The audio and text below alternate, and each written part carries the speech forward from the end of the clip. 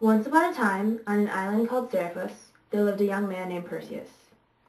Perseus lived there with his mother and an old fisherman who took them in after they were kicked out of their homeland.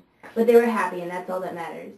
But there was a king who owned the island, and he wasn't one of the legendary kings you find in stories and fables. He wasn't brave or generous. He was pretty greedy, if you ask me. So when he first saw Perseus' mother, Danae, he knew he had to have her, for she was the most beautiful woman in all the land. He had tried many times to tempt her into marrying him, but every time she resisted, for she was already devoted to another. She was the bride of Zeus, king of gods, and Perseus was his son.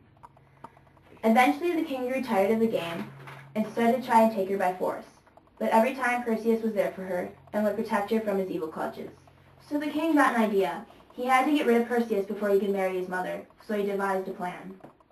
One day he gathered all his people together to announce the good news. People of Seriphus, I have good news. I'm getting married. Give me gifts. So every citizen had to give him a gift. Very expensive gifts. But poor Perseus couldn't afford a lavish gift for his king, so instead he offered his services, and with that he played right into the king's greedy hands. Slay the monster Medusa, and bring me her head. Then you're off the hook. The king was a sly man. No one had ever tried to kill Medusa before and come back alive.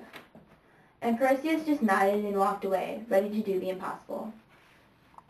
He traveled for miles over rocks and steep terrain. Everywhere he went, he would ask them for directions to Medusa the Gorgon's lair, but they all just shrugged and shook their heads. He had been traveling for what seemed like years when one day, "Sup, brother?" two gods from heaven, Athena and Hermes, popped up. "We were sent by our father Zeus to help you on your journey.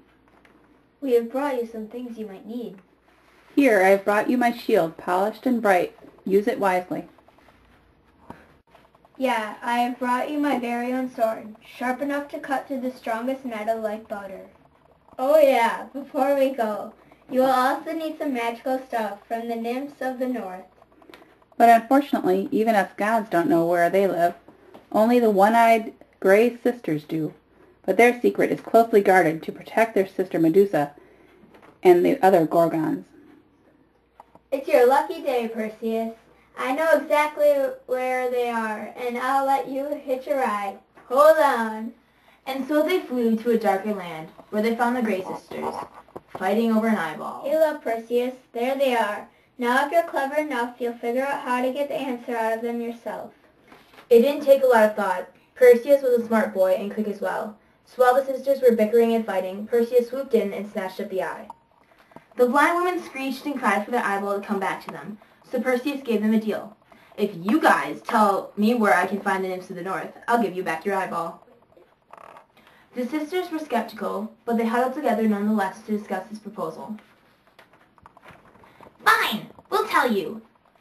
And so they told him. He was very grateful, and after giving back their eyes, set off once again with Hermes in search of the nymphs of the north. After much travel, they finally touched down before the nymphs of the north, which to their relief were very welcoming. "Welcome, Perseus. We've been expecting you. What is it you are searching for?" "I have been sent to slay the Gorgon Medusa. I am searching for your help." "Of course.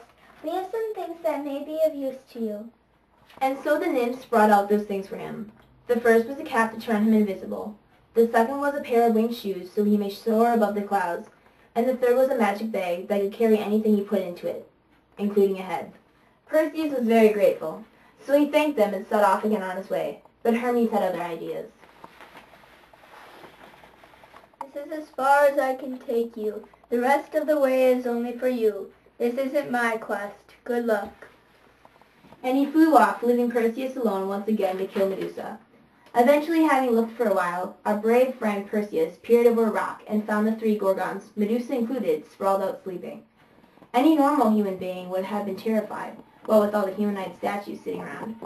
You see, Medusa had the uncanny ability to be able to turn people to stone with just one look.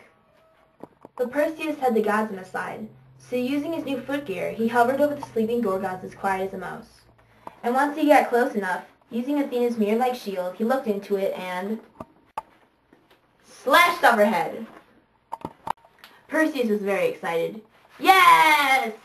But then the other two woke up, and seeing their sister's lifeless body, they chased him away. Meanwhile, behind him, Pegasus, the winged horse, was born. Sprouting out of Medusa's body, he emerged and flew off. But that's for another story. The Gorgons tried their hardest to find him, but Perseus used his cap of invisibility and escaped.